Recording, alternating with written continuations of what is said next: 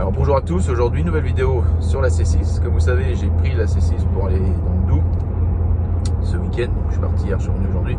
C'était les 40 ans de mon pote Vincent. Donc Vincent, encore une fois de plus, très bon anniversaire.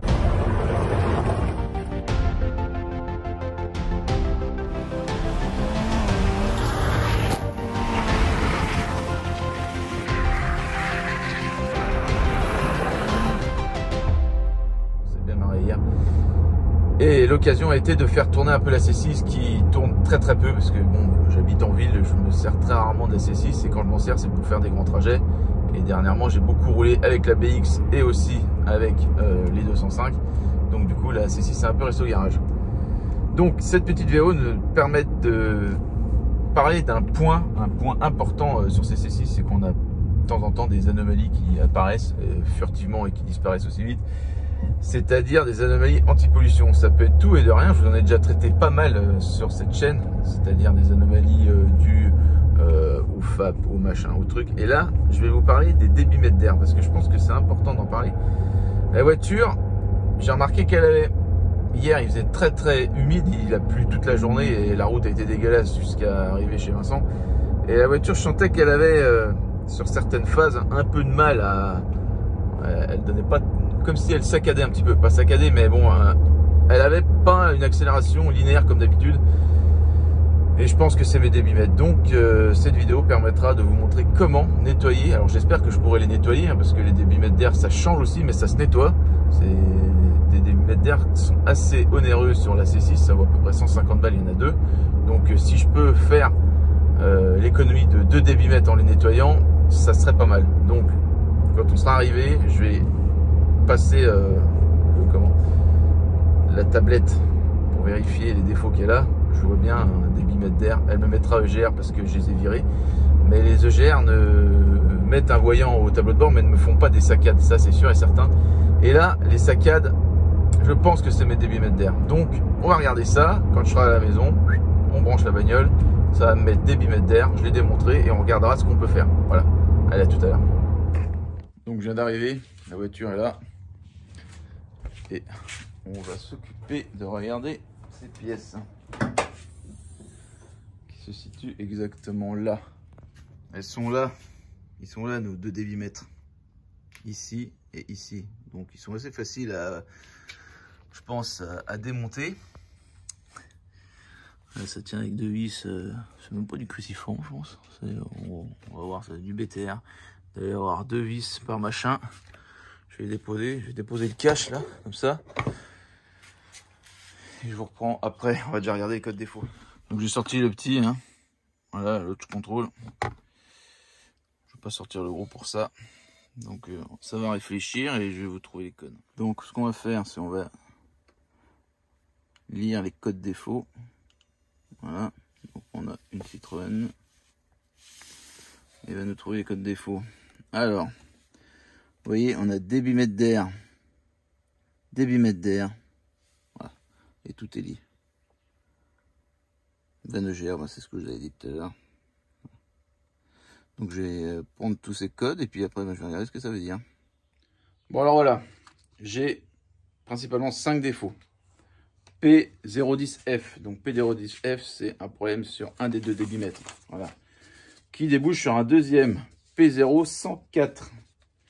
C'est un problème sur le débitmètre A, dans la voie A, donc un des 2. Donc, problème par intermittence. Donc ça veut dire que le capteur du débitmètre ne marche pas comme il faut. Après j'ai un P0299, donc ça c'est une anomalie par rapport à la suralimentation, c'est peut-être bien dû au débitmètre. Après j'ai un P1351, donc c'est un problème sur la préchauffe de la voiture. Ça quand je suis en hiver, elle a toujours du mal à préchauffer, donc ça c'est très bien, il faut que je regarde au niveau des bougies de préchauffe, peut-être que je les change. Et on a un P0401 qui est un problème sur les vannes EGR. C'est normal parce que je les ai virées. Donc c'est normal que ça revienne. Mais mes coupures intempestives viennent bien de ces débitmètres. En fait, si vous voulez, quand j'accélère, les 2 sondes sont analysées par l'ECM. Et du coup, eh ben, si ça n'analyse pas la même chose, eh ben, ça fout la voiture en mode dégradé. Donc voilà, ça m'est arrivé une fois sur le retour par temps humide. Donc je pense que c'est la sonde qui doit être sale et du coup, eh ben, elle chope la merde, l'humidité et tout, et ça la fout en défaut. Donc je vais démonter ça, je vais les poser sur l'établi et on va les nettoyer, on va voir ce que ça donne. Donc on a dit qu'on enlevait ça là. Donc ça, on va essayer de pas tout casser, voilà. Poser, tiens, le barbecue. Ça va vachement bien le barbecue. Et là du coup, bah, je vais défaire le collier, et je vais les sortir et ça sera tout bon. Donc là, j'ai défait les deux durites là. Ça a l'air trop simple pour cette voiture, donc c'est peut-être bien un problème récurrent qui était tellement connu qu'ils ont fait en sorte que ça se démonte facilement. Donc je les sors les deux, je vais les repérer et puis on va les nettoyer. Normalement c'est les deux mêmes, je peux les échanger mais je préfère en mettre à leur place. Voilà le premier. Donc ce qu'on peut dire, c'est quand même sacrément dégueulasse là-dedans. Je sais pas si vous voyez hein. Là c'est plein de gras. Voilà. Donc à mon avis, ça lui fera du bien d'être nettoyé un coup. Bon, le deuxième c'est pareil, hein. C'est aussi sale. Le deuxième, le joint torique autour est un peu... je sais pas si on y voit là. Un peu craquelé, vous voyez. Le premier n'a pas ça. C'est-à-dire que le premier a moins chaud. Bon, au niveau nettoyage, c'est simple. Hein. C'est ça.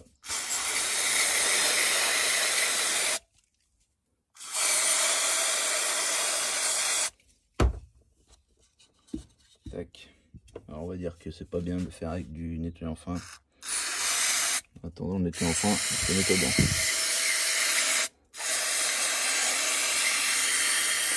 Et il en sort bien.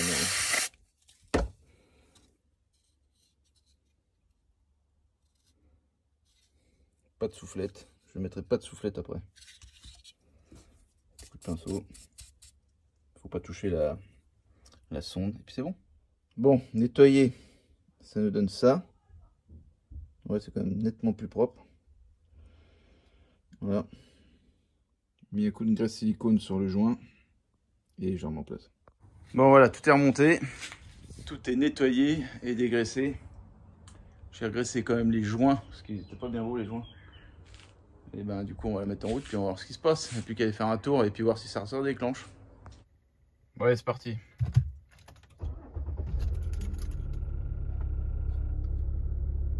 Bon déjà, le voyant moteur qui était là a disparu. Elle réagit mieux à la pédale. On va aller voir, hein. On va faire un tour et on va... Allez, c'est parti pour un petit tour. Donc elle réagit beaucoup mieux. Hein. Les changements de vitesse et tout. Donc ça veut bien dire que j'ai trouvé la panne. Avant quand je mettais pied planche, elle saccadait un peu. Bon voilà, j'ai bien roulé là. Tout se passe bien, il n'y a pas de problème. Et il y a surtout un truc qui est bien, mieux qu'avant, c'est que j'ai plus de délai d'attente dans l'accélérateur en fait. Parce que je pense qu'avant ça devait communiquer les deux trucs, il n'y avait pas assez d'air qui rentrait, elle cherchait un peu. Là maintenant c'est direct. Je vais essayer de mettre une petite charge là. C'est parti là. Et ça se passe très bien. Il n'y a pas de temps mort. Donc opération réussie. Donc si vous avez des problèmes de panne intermittente ou de mode dégradé où vous êtes obligé de vous arrêter sur le bord de la route pour redémarrer et ça marche tout de suite et puis peut-être que 10 km plus loin ça refait la même merde, ça ne sera pas votre anomalie anti-pollution au niveau catalyseur, tout ça, c'est vraiment ces débitmètres là. Alors moi le problème de cette voiture là c'est qu'il y a deux débitmètres, donc les voitures les autres diesel et autres voitures essence qui ont ces débitmètres là où il n'y en a qu'un, par exemple à 307, il peut peut-être être un peu daubé le machin s'il a 350 000 km, mais il n'y en a qu'un. Donc en fait, il a toujours une valeur et il ne communique pas avec le deuxième. Et là, le problème c'est qu'il y en a deux et si les deux ne donnent pas la même valeur, et ben ça met la bagnole en carafe. Voilà. Donc ça coûte pas, ces machins coûtent cher, ça vaut pas cher de nettoyer. Et là ça marche bien. Et là je suis pas en mode sport. Là si je mets en mode sport, voilà. Là je suis en mode sport. Bon, il y a du monde devant mais ça réagit très très bien. Voilà. Donc opération validée. Bon, vous avez vu, j'ai fait des kilomètres depuis tout à l'heure. Je sais pas combien, j'ai fait peut-être 5-6. J'ai pas le voyant anomalie anti-pollution qui est revenu. Hein. Voilà, donc ça c'est bien. Et du coup on va repasser la babasse pour voir ce qu'elle dit. Donc on reprend le protocole là. C'est un peu long. Hein. Ah, il va chercher la voiture. Ok. Donc là, il va me demander lecture, lire les codes défauts. Donc on a dit que c'était une Citroën. Et là, on va certainement retrouver aucun code défaut. Vous voyez, aucun code défaut. Ça, c'est bien ça. Quand on a une C6 et qu'on n'a aucun code défaut, je sais pas si on peut dire qu'on est le plus heureux des hommes, mais il y a un alignement des planètes qui fait que ce jour-là, on est bien. On est vraiment très bien. Donc, je remets une couche, mais c'est vraiment pour... pourquoi on dit que ces voitures sont pas fiables? C'est pas qu'elles sont pas fiables, c'est qu'il y a beaucoup plus d'éléments de contrôle qu'une voiture normale. Vous prenez une Twingo, il n'y a rien. Vous prenez une voiture de la même époque, une 307, vous avez un seul débitmètre d'air, il n'y a rien d'autre autour. Et celle-là, il y a une multitude de sondes et de bordel qui, au bout de... La voiture a 148 000 km aujourd'hui, 148 500. Et ben forcément, si c'est encrassé, ça tombe en panne. Voilà. Et juste nettoyer, parce que là, vous l'amenez chez Citroën ou vous l'amenez dans un garagiste, qu'ici, vous faire... Eh ben, il va pas vous les nettoyer, les débits mètres, il va vous les changer. Donc vous allez en avoir pour 300 balles. Voilà. Et là, juste un coup de nettoyer en frein, c'est reparti pour un tour. C'est simple comme bonjour, il faut les entretenir et comprendre comment ça marche. Voilà, moi je dis toujours, il n'y a pas de mauvaise voiture, il y a souvent des mauvais mécanos et des gens qui ne comprennent pas comme ça tourne. Voilà. Bon, allez, à la prochaine.